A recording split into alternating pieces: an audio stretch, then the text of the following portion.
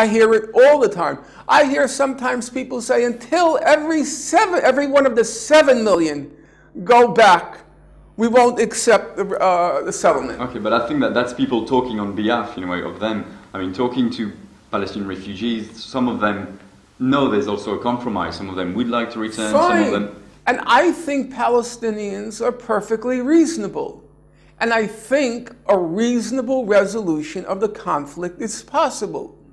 But when you start inflating the numbers,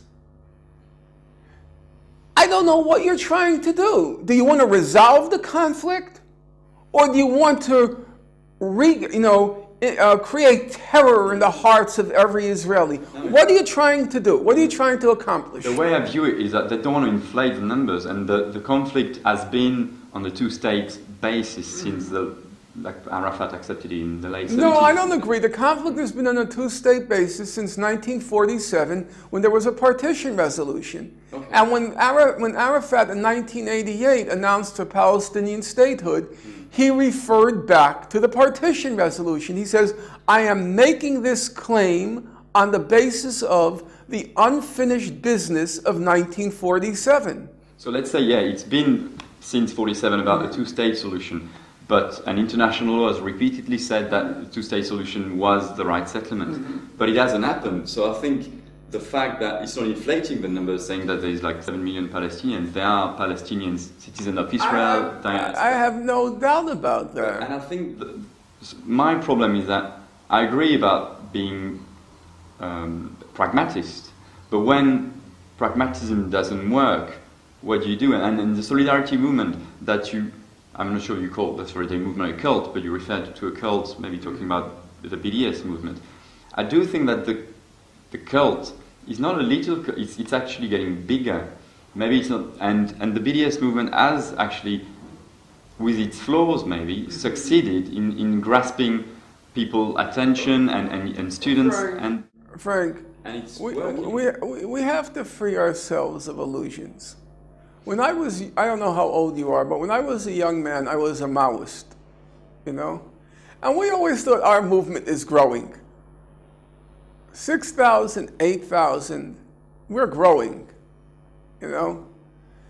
What you call growing, how many people are you really reaching? Are you reaching a mainstream public? I don't think so. I mean, it takes time, but I think, for example, like there's Israeli Apartheid Week starting in a few weeks, end of February. And I'm not an organizer of this, but I know lots of people that organizes it. And this year, it's like there's like 27 countries involved, loads of campuses that never touched it. And I think if the students start to get involved, sometimes the students can influence their parents, and then so I think it's a small process, but I think the BDS movement is helping actually making the movement a more global movement. I said clearly, I think the solidarity movement has the right tactics. I support the BDS, but I said it will never reach a broad public until and unless they're explicit on their goal. And their goal has to include recognition of Israel, or it's a non-starter. It won't reach the public, because the moment you go out there, Israel will start to say, what about us? And they won't recognize our right. And in fact, that's correct. You can't answer the Israelis on that, because they're making a statement that's factually correct. It's not an accident, an unwitting omission that BDS does not mention Israel. You know that, and I know that. It's not like we forgot to mention it. They won't mention it because they know it will split the movement, because there's a large segment of the movement, component of the movement, which wants to eliminate Israel. But I think, again, talking in terms of eliminating Israel, it scares people because they don't understand what eliminating Israel means. It doesn't mean bombing. Frank, and the BDS movement is clear about like Israeli Jews living in the Frank, there's a law. You say you want to enforce the law. BDS says we're rights-based. Okay? Is Israel part of the law or not? When the International Law Court of Justice made all of its findings in its advisory opinion, one of its findings was the June 67 border is Israel's legal border. That is Israel. That's the law. How can you claim that you want to enforce the law and omit that aspect of the law? The two-state solution, we know that the facts on the ground, mainly because of Israel, like, for example, building in the E1 zone, are going to make the two-state solution pretty much impossible. No, it's not true. I will talk about it at length tonight. I'm going to go through the maps. Okay. And then you'll judge for yourself. It's so intertwined. For me, like, the two people are so intertwined that now the one state already exists, and it's there. No, Frank, if what you were saying were true, of course I'd have to agree with you. But I don't think it's accurate. And you'll just, I don't know if you're staying to hear me tonight. I can't say. Yeah, well, I'm going to... I've heard you in December. Yeah, I'll go through the maps I have today. I'll show you the maps, exactly what it looks like. Well, the two-state solution looks like. No, what the issue with the settlements looks like. Okay. I go through the maps. And I brought them along this time, and they'll be on the screen, and you'll be able to judge for yourself. The problem is people are all over the place. When you say it's practically possible, then they say they're ideologically against it. And if you say it's ideologically, you will never be able to reach a public with it, then they say it's practically impossible. Because they don't want to recognize Israel. So it's like every kind of excuse and pretext. I don't see where that's going to go. You know, you talk about BDS, they make all these claims about their victories. All their claims about their victories. Well, you know what? You see these 10 fingers? These more than suffice to count all their victories. There are superfluous fingers here to count all their victories. It's a cult where the guru says we have all these victories and everyone nods their head and nobody sits down to do the arithmetic on their own. I see viola mentioned like 20 times a year. They keep repeating it as if it's a new victory. How many victories are there? Let's not get carried away. I hear them say BDS is the most successful tactic. Yes, it's had some victories, no question about it.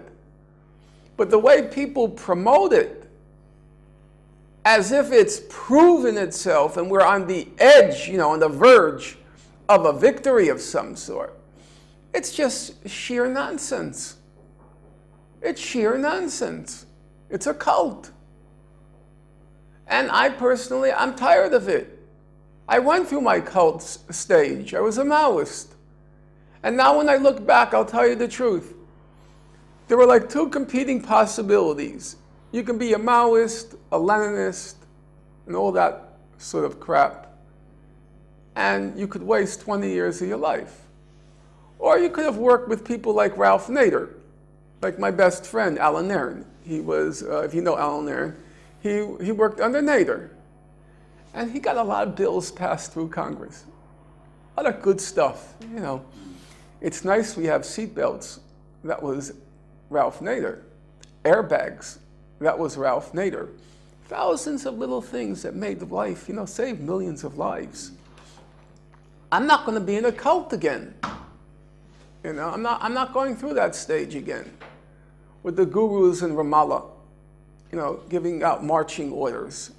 And then if you disagree, they say 10,556,454 Palestinian civil society organizations have endorsed this. Who are these organizations? They're NGOs in Ramallah, one-person operations, and they claim to represent what they call this thing, Palestinian civil society. If they really were Palestinian civil society, as they claim, then why can they never organize a demonstration of more than 500 people? If they really are, they represent Palestinian civil, I hear this all the time. Have you ever seen a statement by BDS that doesn't have the first subordinate clause? BDS, the largest civil society organized protest, endorsed by 26,555,000,000,000,000,000, organizations. They're just Ramallah, NGOs. Represent absolutely nothing. There's trade unions as well. And Look, let's stop. If it were what you said, where are the demonstrations there? If there were really an active... BDS, I think, is turned to the international community, not to the... Well, that to me is a problem. I'll tell you the truth. Because if you're an indigenous organization in Palestine, you should be organizing your people. And it's our job to organize from our side. I went through many solidarity movements. The Vietnamese never gave us marching orders. The Nicaraguans, the El Salvadorans, they didn't tell you what to do. They organized their people. And the solidarity movement abroad, we were supposed to make the judgment about how best to organize ourselves. And it's a very strange thing when the people there who claim to be the leaders of civil society, they can't organize a demonstration of 500 people among themselves, but they're telling everybody else abroad what to do. It's a weird inversion. When I was first involved in the Gaza Freedom March, I don't know if you were involved in it. Yeah, I heard about it. Okay, they said they were going to bring out 50,000 people in Gaza. 50,000 people. And you know how many they brought out? They brought out 300. It's a cult. You make up numbers, you fantasize, and all the followers are supposed to nod their head. Well, you know what? I'm 58 years old. I've been involved in this 30 years. I gave, and I'm going to say, I gave, for a Westerner, not for a Palestinian, I gave my life to the cause, and I'm not going to be anybody's fool. I'm not wasting time anymore. I'm tired of it. I really am. I've lost patience with it. I'm tired of gurus, and I'm tired of cults. Either we take advantage of the opportunity and try to reach people, or just forget it. It's a waste of time, And trying to play these silly little games of your 3 tiers, your 3-layer cake, and and I know exactly what we're talking about, because if we end the occupation and we bring back 6 million Palestinians and we have equal rights for Arabs and Jews, there's no Israel. That's what it's really about. And you think you're fooling anybody? You think you're so clever that people can't figure that out for themselves? No, they understand the arithmetic perfectly well. Are you going to reach a broad public which is going to hear the Israeli side, they want to destroy us? No, you're not. And frankly, you know what? You shouldn't. You shouldn't reach a broad public because you're dishonest. And I wouldn't trust those people if I had to live in the state. I wouldn't. It's dishonesty. And I don't want that kind of leadership. Then at least be honest what you want. We want to abolish Israel, and this is our strategy for doing it. Okay, be straightforward about it. But this kind of duplicity and disingenuousness, oh, we're agnostic about Israel. No, you're not agnostic. You don't want it. Then just say it. But they know full well, if you say it, you don't have a prayer reaching a broad public. That's where the public is now. You're not going to reach them. And it's a waste of time. I can't deal with it anymore. I'm very tired of it. You have an opportunity now. That's what I'll talk about tonight. We have a chance to reach a broad public. People are sick and tired of Israel. They're weary of it. The Europeans, this has gone on too long. This has gone on longer than the 100 Years' War. This crazy Israel-Palestine conflict. It's like the War of the Roses, the 100 Years' War, and everything put together. They're tired of it, We have a chance to reach the public. And if we miss it now, it's criminal. It's criminal. I'm not going to participate in something that's going to squander a historic opportunity, maybe to end it. Hey, it can happen. I just came back from Northern Ireland. They found a settlement. And you talk to Protestants, you talk to Catholics, most people are willing to live with it. You know, there are some people who find it unacceptable, but most people, it's okay. We can live with it. And I think you can find a settlement to Israel-Palestine, which virtually everybody, in particular the Palestinians, they can live with. Perfect? No. Ideal? No. We can live with? Yes. We can find that kind of settlement. It's possible. But the opportunity may just be squandered. Thanks a lot, Norman. Yeah.